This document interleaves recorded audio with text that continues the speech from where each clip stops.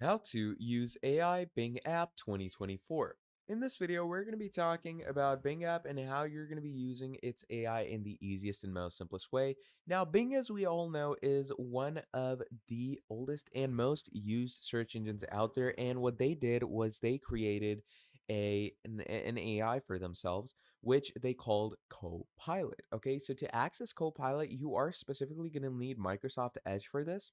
And right here in the top right, you can either open Copilot up like this, or what you can do is open Copilot up like this from their links, and this is what it's going to look like.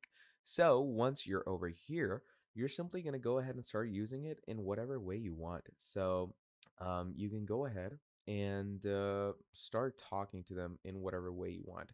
So you can message and write, I want to let's say create an commerce store, write me a code for. Okay, so you can it's something totally random, and look at that, it starts writing you the HTML, CSS, and JavaScript code. So that is pretty much about it and how you can use AI Bing app for yourself. So yeah, thank you for watching this video all the way till the end, and I'll be seeing all of you in the very next video. Have a great day. Goodbye.